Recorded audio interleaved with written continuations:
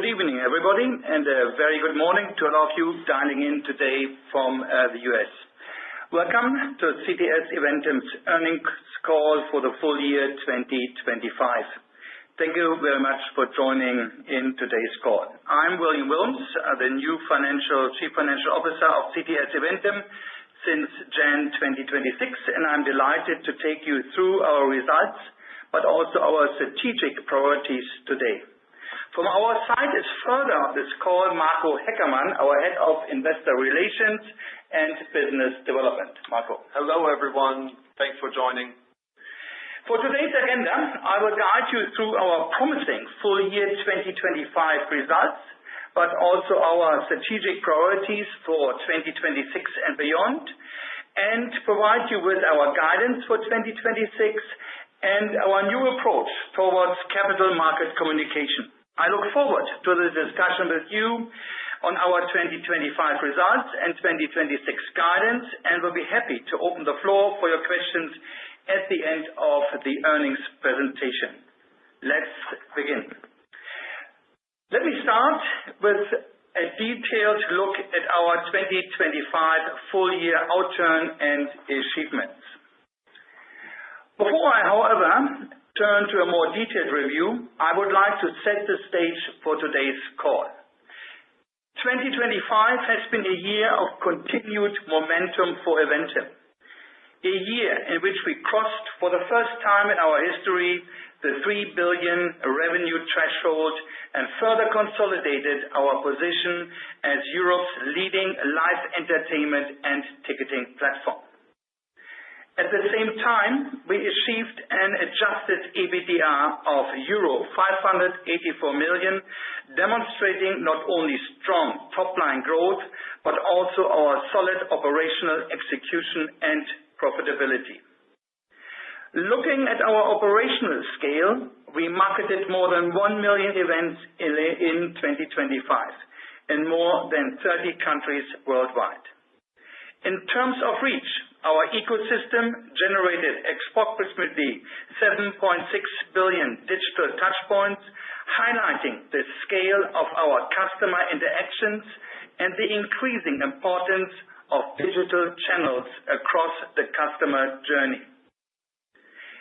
And last but not least, we now have more than 260 million user profiles, giving us direct access to a large and highly valuable customer base. This is a key strategic asset of ours, enabling personalization, improving engagement, and supporting monetization across our platform. I would like to follow with 2 slides on operational and strategic highlights. 2025 reflected strong operational execution across both ticketing and live entertainment. Let me provide you with some highlights. We delivered major tour successes with international superstars like Ed Sheeran, reaching over 1 million fans and generating around 100 million in revenue. Besides Ed Sheeran, AC/DC and Apache 207, one of the German superstars, were further highlights in 2025. Our flagship festivals, including Rock am Ring and Rock im Park, achieved record attendance of around 180,000 fans and strong digital engagement. Rock am Ring celebrated its 40th anniversary and Rock im Park its 30th anniversary.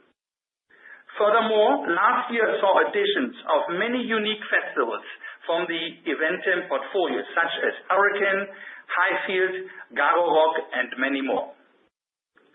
In mega event ticketing, the LA 28 Olympic and Paralympic Games launch saw very strong demand, with over 1.5 million registrations within the first 24 hours. This project marks the latest success story in our history with the IOC, who has been entrusting us with the 6th Olympic project since 2006. And finally, our venue business also performed strongly. While I will later zoom in on venues in more detail, and the new arena in Milan in particular, Lanxess Arena in Cologne had again a very successful year, hosting more than 200 shows and welcoming over 2.5 million visitors, further reinforcing its leading position in Europe. It ranks number 3 of all European venues in the latest 4-star ranking. Next, some of our strategic achievements. 2025 was also a year of strategic progress, strengthening our global capabilities and investing in technology to support sustainable growth and margin expansion. Let me give you and provide you with some examples. We initiated the build-up of global functions with the Eventim Media House as a first proof point.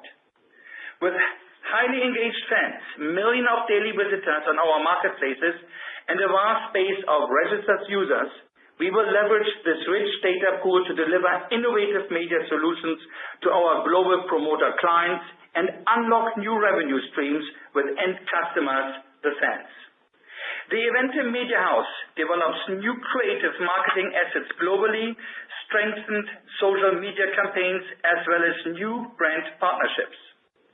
With this, we will evolve the Eventim brand from a trusted market leader into a global discovery brand.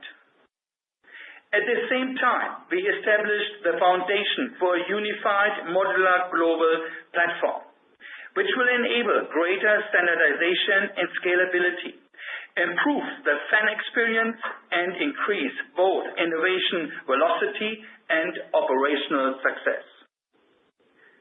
We also accelerated our investments in data and AI, rolling out enterprise-wide capabilities and building a global data platform, which we expect to materially enhance decision-making and deliver double-digit returns over time.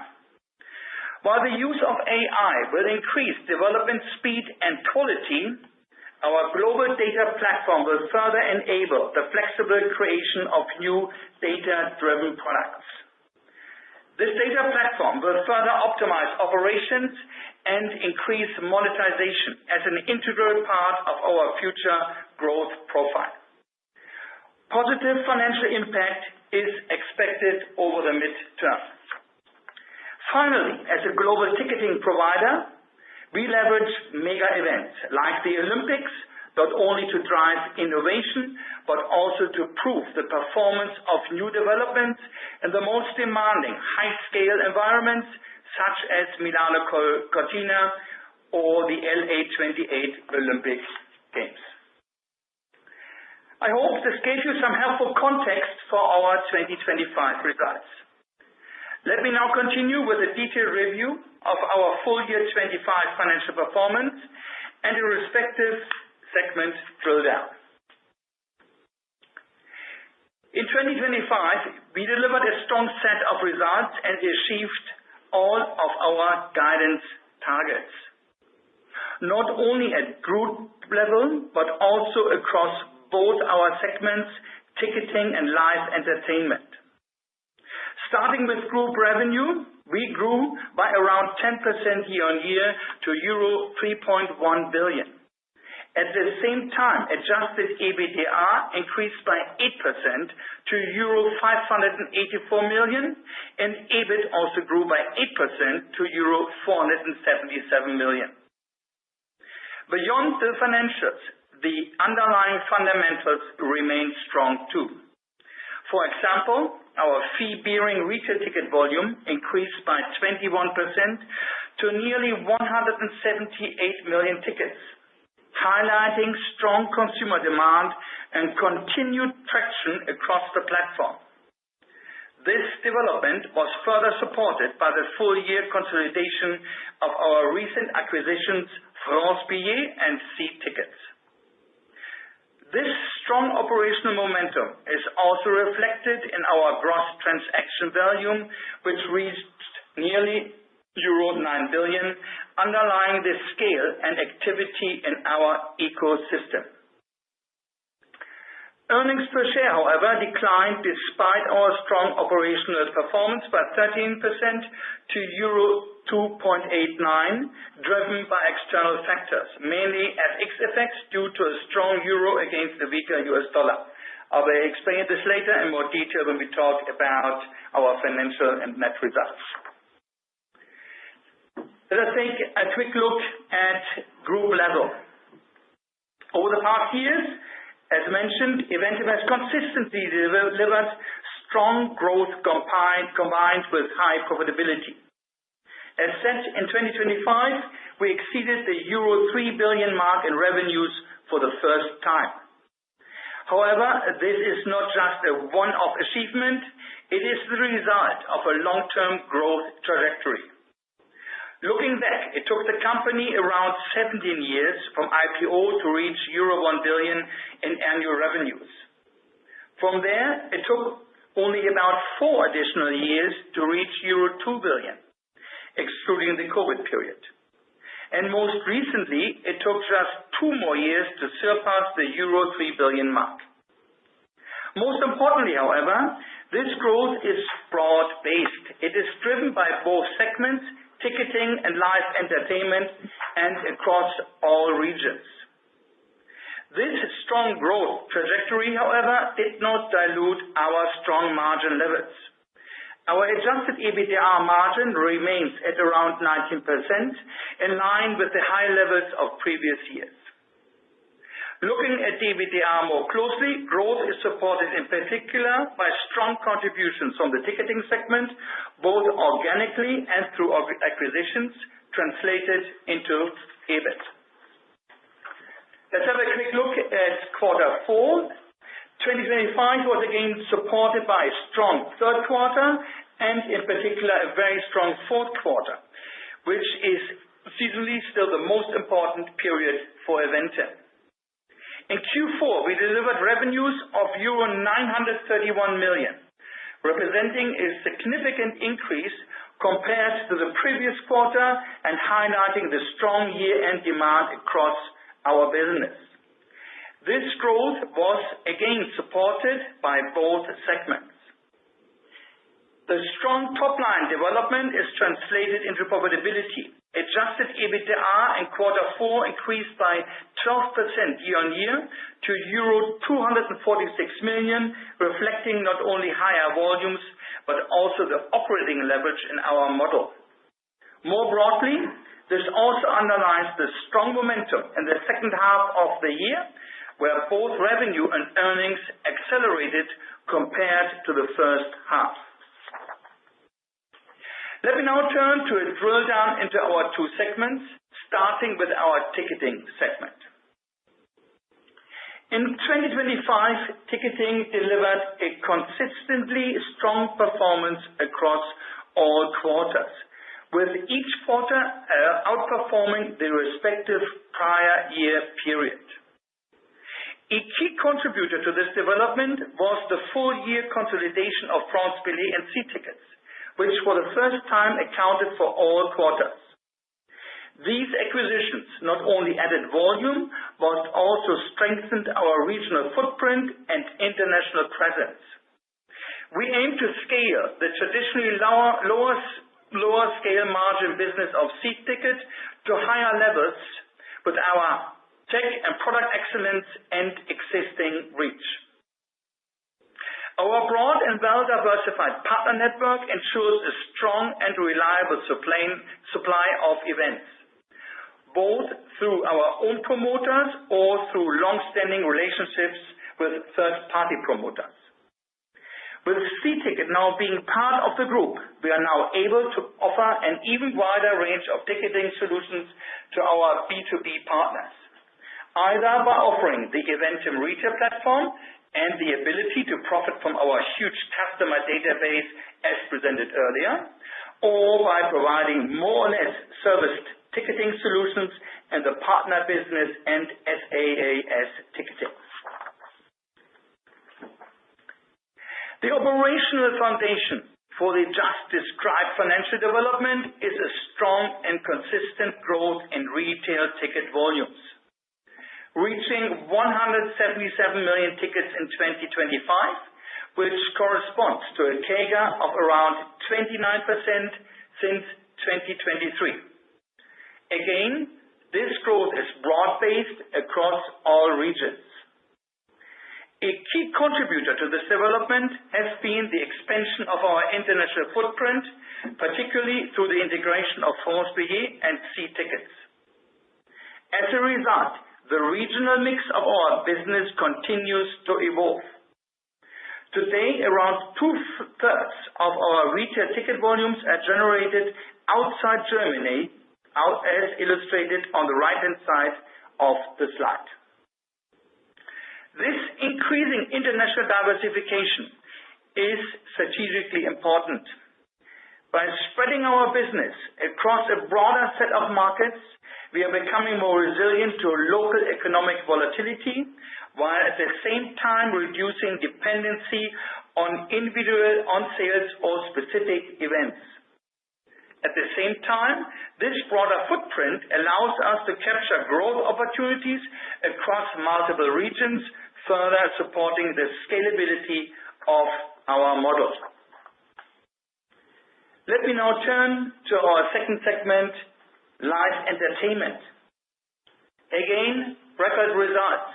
For the first time, live entertainment exceeded euro 2 billion in annual revenues.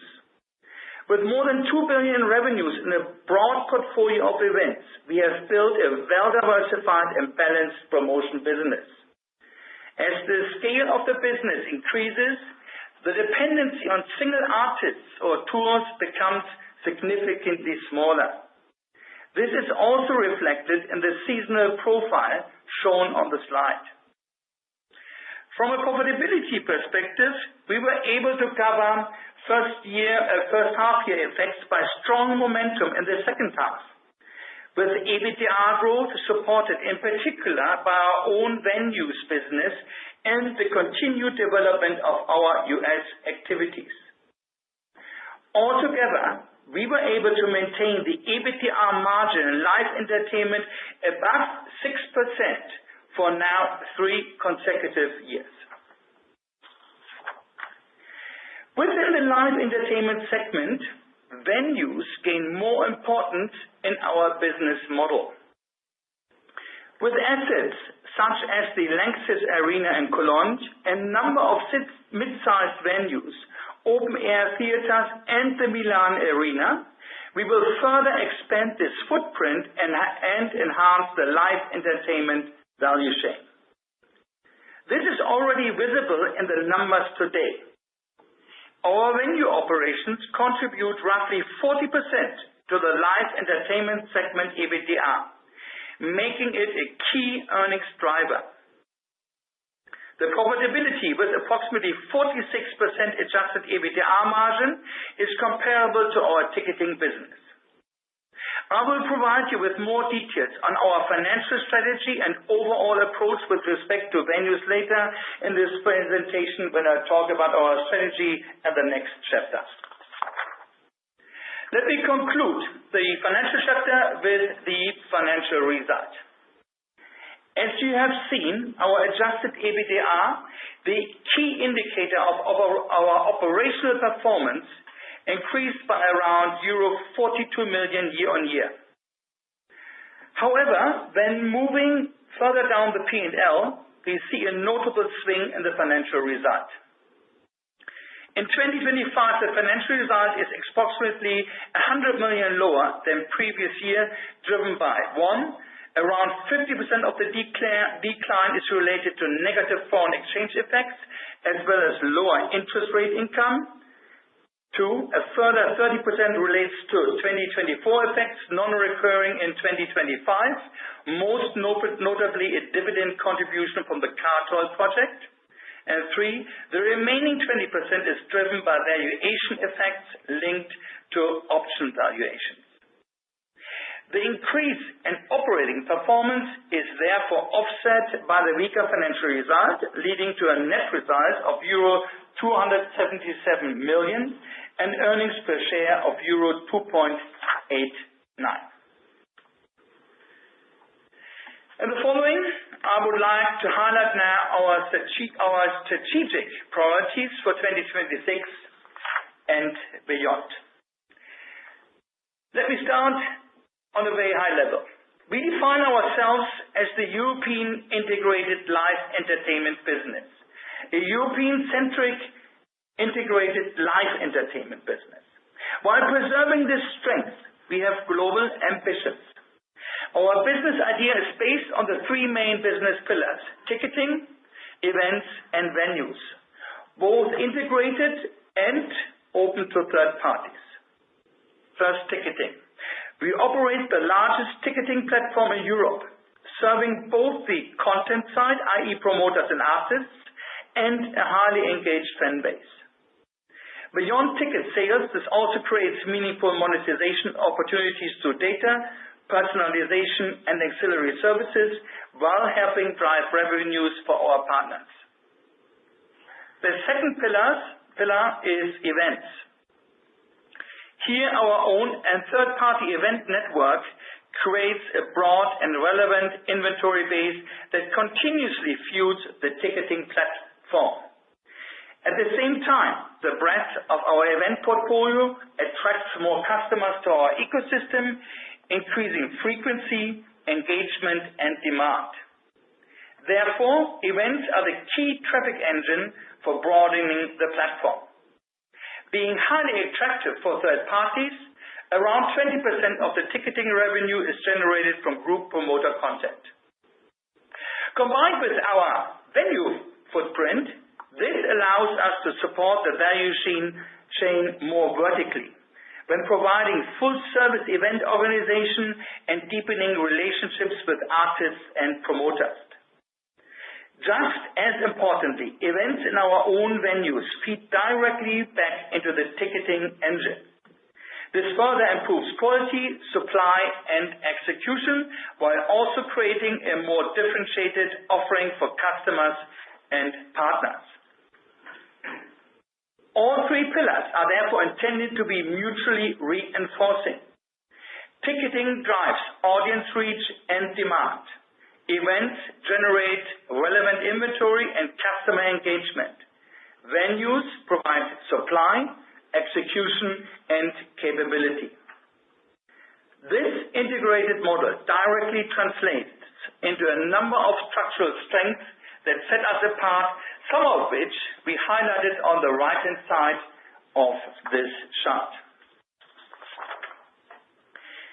What I just described can be summarized as a fully integrated ecosystem with strong flywheel dynamics, creating a value loop. Promoters provide the inventory. Venues create fan experiences and go-to places for artists. We use the generated data to drive engagement, reactivation, and personalization, which improves customer experience and conversion, and in turn generates more data and better monetization opportunities. Generated insights help promoters and venues to market content more effectively and improve sell-through. Ticketing acts as the marketplace and catalyst that connects the ecosystem. We will continue to invest in this model through strategic growth initiatives and selective acquisitions. We consider a disciplined capital allocation aimed at reinforcing ecosystem dynamics and extending our long-term growth trajectory as essential, creating more value over the entire ecosystem. Having given this context, what are now our priorities for 2026 and beyond? We will continue strengthening our market leadership position in ticketing and live entertainment in Europe, while accelerating our expansion in the Americas, where we see significant growth potential. We will enhance our platform capabilities. By leveraging AI-driven personalization and driving higher margin ancillary revenues, we aim to increase customer lifetime value while continuing to invest in the robustness and scalability of our technology. At the same time, we will optimize and grow our live portfolio. We plan to further expand our venue business and expand into artist management while preserving our asset-light model. Operational excellence remains a key enabler across all of this. We are driving further standardization and scalability across the organization to support profitable growth. Last but not least, we plan to continue selective inorganic growth opportunities. Our focus here is on acquisitions in high growth opportunities where we can quickly deliver returns and realize synergies within our ecosystem.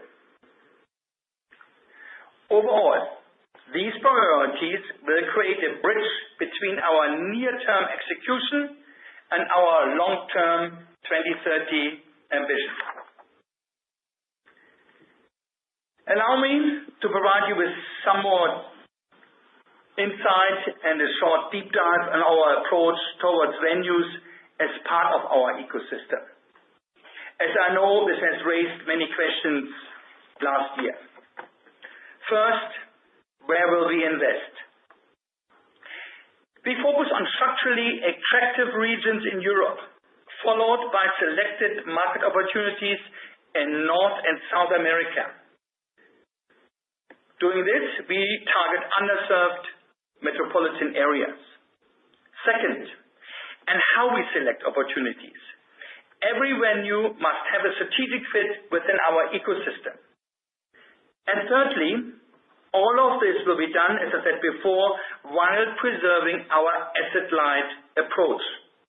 We are currently working on a financial, respectively commercial structure, enabling us to take existing and potential future venue assets off balance sheet.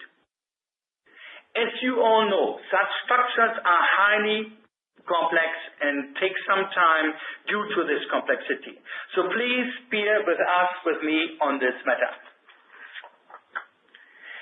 To put, however, some more flesh to our venue strategy, allow me to give you some insight on the Unipol Dome in Milan. After approximately 2.5 years of construction, the arena successfully opened earlier this year. With the first event taking place on February 5th, the Unipol Dome hosted the ice hockey matches for the Olympic Winter Games earlier this year. This venue represents the most modern, large-scale arena in Italy and ranks among the most advanced and sustainable venues in Europe. The arena sets new standards, particularly in VIP and hospitality offerings, as well as in state-of-the-art technical infrastructure for live events. Its distinctive design, including the LED facade, establishes a true landmark in Europe and creates attractive long-term sponsorship potential, including Unipol Insurance to be the official naming rights partner. We plan to host around 50 shows this year only, with an average ticket price approximately 10% higher than originally underwritten. Finally, let's have a look at our 2026 guidance and our new capital market communication approach. Eventim profits from strong and unbroken demand for live entertainment. In an increasingly digital world, fans like to get together, celebrating unique live experiences. Eventim will stay a growth asset for the years to come, even though our 2026 budget needs to compensate for a one-time effect in form of a structural income change from a long-term contract. We have set ourselves ambitious midterm targets in both our segments and on group level. We, however, carefully watch the current geopolitical situation. Rising uncertainties might have an impact on disposable consumer income and discretionary spending, and thus might impact us indirectly. Everything else being equal, We expect a structural bottom line growth for the midterm in line with past performance, backed by a strong set of growth and margin measures. While we are planning slightly more conservatively for 2026, it is also possible to reach historical performance levels with these measures gaining traction. With this in mind, we guide for 2026. In ticketing, we expect all KPIs on previous year level, respectively slightly higher. In live entertainment, we expect moderate growth in adjusted EBITDA and EBIT, whereas the revenues are expected to reach prior year level. Finally, we expect Eventim Group level KPIs on or slightly higher level than previous year. CTS Eventim has a consistent track record of returning value to its shareholders. In total, we provided to our shareholders since 2006 euro 1 billion in dividends. Since 2014, dividend payments have grown from euro 38 million to euro 38 million in 2025. This reflects a long-term dividend per share KGaA of 17.4%. We plan to continue our dividend policy of a targeted payout of 50% net income. Hence, Management Board, respectively the Supervisory Board, is planning to propose to the AGM in May 2026 a dividend per share of euro 1.44. Being on board now for nearly 3 months, what are my observations and what are my priorities and focus areas for the year to come? 5 focus areas. 1, fundamental value creation steering. Value creation focus beyond EBIT or short-term payback matrix anchored in a holistic shareholder value-oriented steering. We will follow a framework KPIs, including cash flow generation, capital allocation, and a clear prioritization logic. 2, I will explain this in a minute in more detail, an internal excellence program, a structured initiative to enhance operational performance and global competitiveness. 3, the preservance of our asset-light model. Expanding and preserving this asset-light model to increase flexibility and capital efficiency. We will retain the operator role in venues to protect brand, returns, and ecosystem strategy while having the venue itself off balance sheet. 4, the fourth focus area, investor relations. I plan to further enhance investor interaction and engagement through proactive communication, with increased transparency on strategy and performance in capital markets events to strengthen trust. And last but not least, M&A and M&A strategy. We will pursue value accretive M&A aligned with strategic priorities and clear synergy cases. We have strict financial hurdles, rigorous due diligence, and PMI to ensure sustainable value creation and capital discipline. As mentioned before and indicated, to make everything happen what I just outlined, we will implement a comprehensive operating excellence program to translate strategic priorities into measurable execution. This program brings together our key value creation levers across commercial excellence, tech and product excellence, process excellence into one structured framework. All initiatives will feed into our midterm full potential plan. Such programmatic approach will enable transparency, accountability, and execution discipline for all initiatives across the entire organization.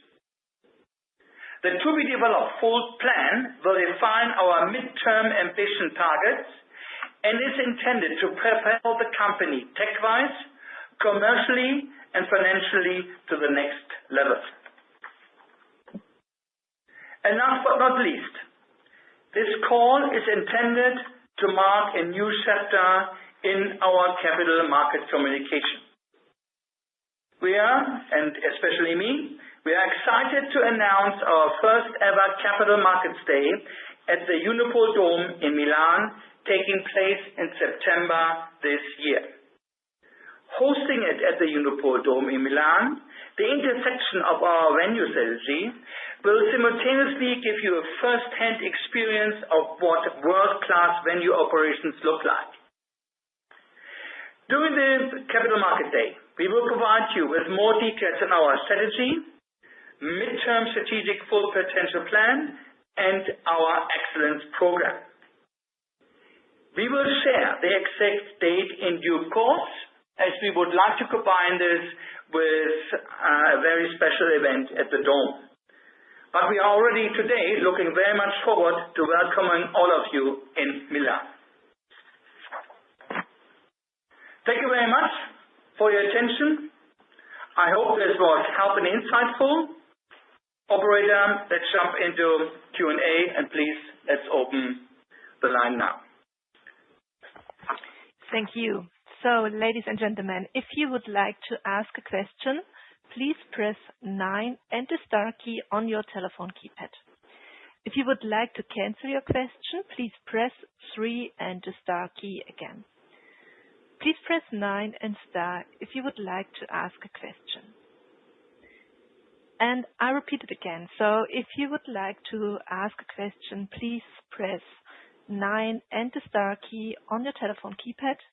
If you would like to cancel your question, please press 3 and the star key. And please press 9 and star key if you would like to ask a question now. So the first question comes from Annick Maas from Bernstein. The floor is yours. Good evening. I have a few questions, and I don't see the slides, so maybe this is on the slide, so excuse me if I'm asking it and it's displayed there. The first one is on the outlook.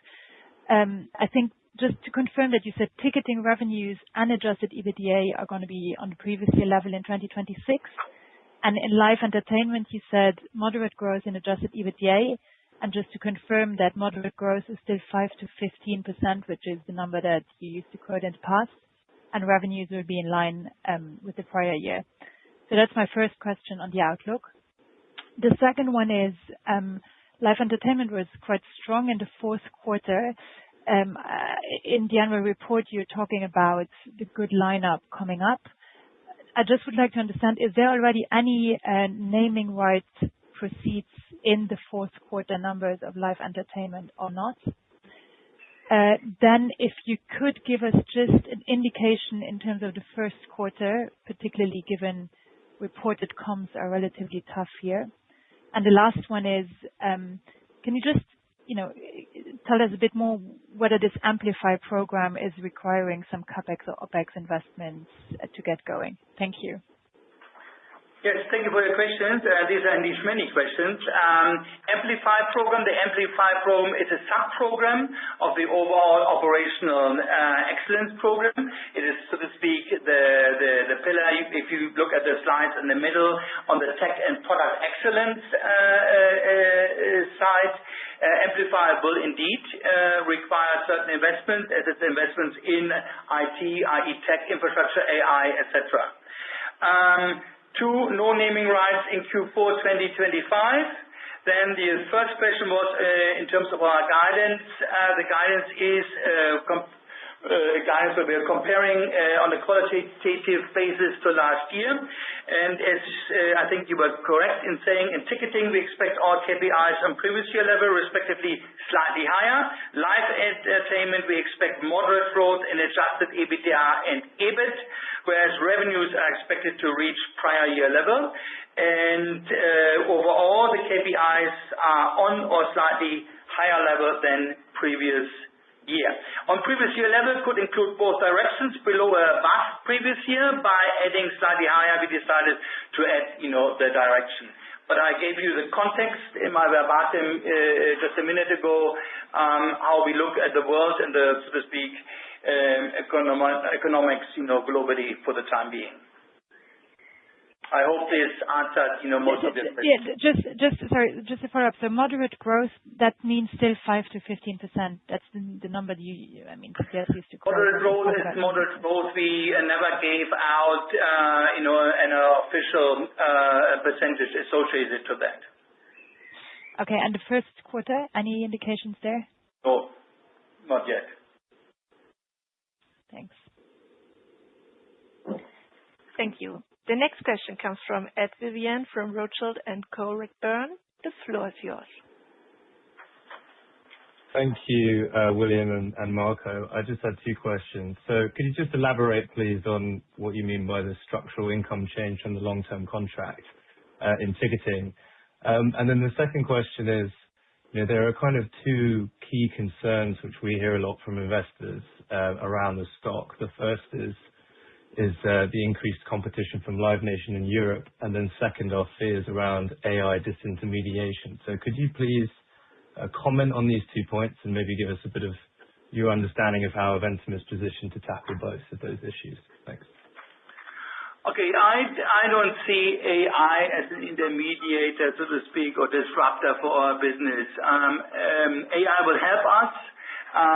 But as I tried to say just a minute ago, AI in the increasing digital world is basically supporting live entertainment, is supporting the need of people seeking unique live experiences.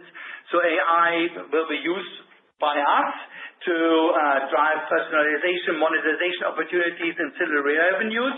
But we don't think that AI will basically replace live experiences for human beings.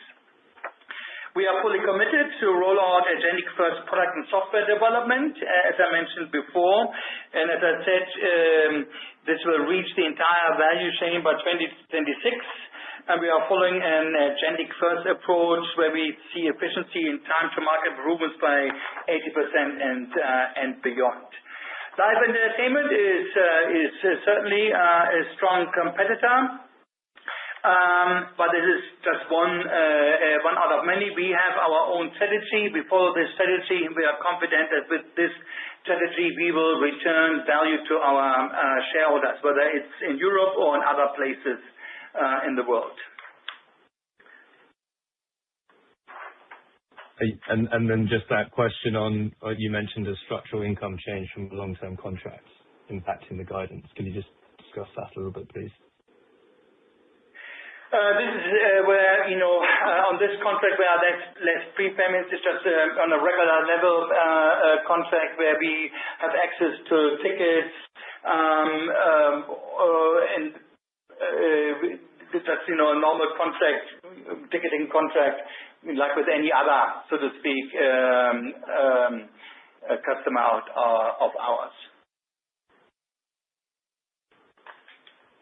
The contract expired just by the term of it, so nothing too unusual of it. Okay? Thank you. Thank you. The next question comes from Bernd Clanton from Barclays. The floor is yours. Yes. Hi, William. Hi, Marco. First question on venues. Can you expand a little bit on how you're planning to remain asset light while pursuing future venue projects? Then in your annual report, you listed risks based on changes in the market through product, services, innovations, business activities, and corporate values, and that was changed from low to medium. Can you maybe expand a little bit on that, what the idea was behind that? And then on CapEx, how much did Milan costing overall? When I look at sort of property, plant, and equipment, we've seen quite a significant uptick again with 236 million versus 142 last year. Can you perhaps give a little bit more color there? What was driving that? Thank you very much. Thank you. So on venues, as I mentioned, and as you put it down on the slide, could mean greenfield as well as brownfield venues. So it's not precluded that we go greenfield, but what we will change is the way how to approach the venue. We could bring in partners at an earlier stage. We could using stage or development to core models, or structuring projects where long-term capital enters once key milestones are achieved. In terms of venues being on our balance sheet, like the Unipol Dome, as I said, we are still in the process of developing the right structure. This could include partnering with somebody. This could include SLA financial structures. As you will know very well, there's a broad range of possibilities. We are discussing them internally in the moment. We will discuss them with potential partners / investors or financiers in the market in due course, and we'll come back on that later in the year, at latest at the CMD. How we think about CapEx for venues over the next 3 to 5 years was, I think, the next question. We expect a selective project-dependent capital requirement that will flexibly align with our concrete opportunities and the respective market conditions. I therefore cannot give you now a direct and will not give you a direct number. In doing so and following this approach, we rely both on partnership structures, as I said, and co-investments, as well as where appropriate on the independent execution of projects in order to deploy capital efficiently and realize opportunities in a targeted manner. Now, how much did the Unipol Dome cost? After having hosted the ice hockey matches for the Winter Olympics this year, the venue is now almost ready. Just some technical fit-out needs to be realized in the upcoming months. The net amount of total cost over and above what has already been recorded in our financial statements is, however, still depending on various components, including certain subsidies we are foreseeing.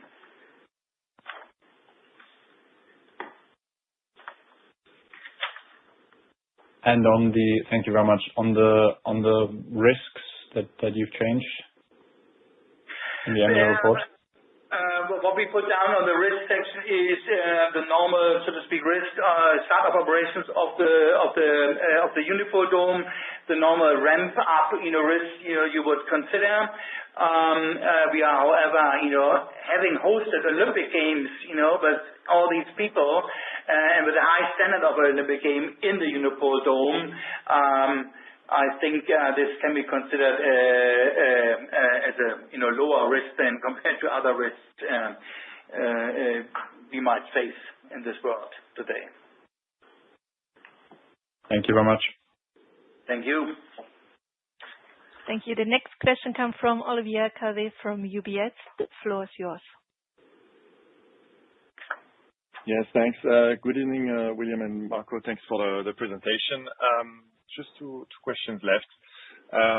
Could I come back on the phasing of the year? Your main competitor has had a very strong start of the year in terms of the slate they've shown. So just curious how you see phasing and if that's incorporated in your full year 26 guidance. And then just on venues, helpful to see the additional disclosures. I'm just wondering if you could remind us the venues that are included in these disclosures and sort of contract in place for those, anything that would be relevant, also particularly looking at 26. Hey, Olivier, it's Marco. Could you please repeat the last question? So yeah, venues. Yeah, could you remind us what you include in your disclosures? Which venues are included on revenue, EBITDA, right? And the contracts that are in place for those.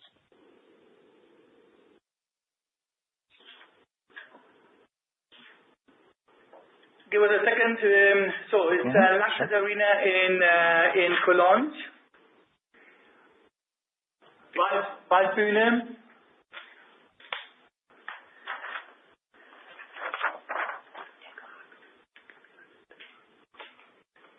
And KGaA in Denmark. Denmark. Copenhagen. Okay. Thanks. The first question about the phasing of the year, as you were referencing to Live Nation, right? Yeah. Yeah. I mean, basically, there's, at this particular moment, no particular phasing which we see and throughout the year compared to what others might say. So we expect a regular year in 2026 compared to 2025. Okay.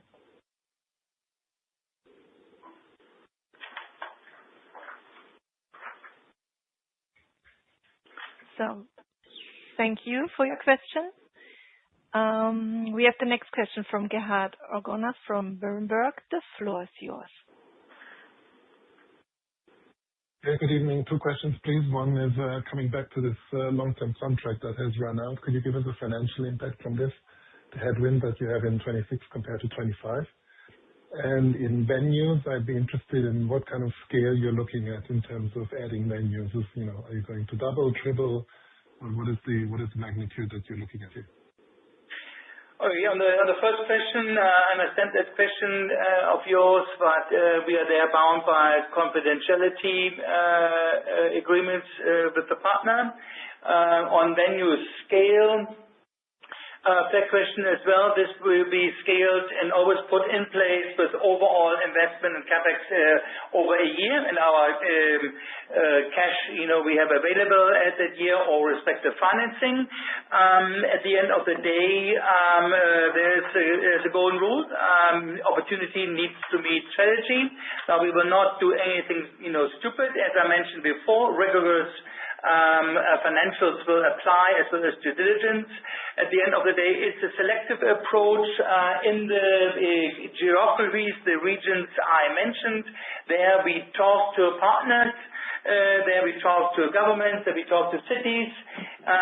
Overall, one thing is clear, you cannot handle, you can only as a company handle a certain amount of venues, which limits, so to speak, the ability, so to speak, to go overboarding. And thirdly, as I mentioned before, venues always will basically need to provide the necessary flywheel fit, as I mentioned before, which again puts a certain limitation on where we go. I hope that answers your question. More to be provided later. Bye.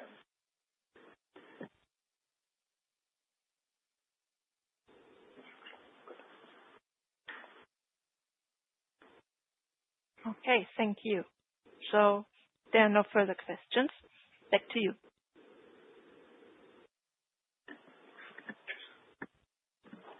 Okay, thank you very much. I hope this provided helpful for you, and you are as excited as I am for our upcoming Capital Market Day.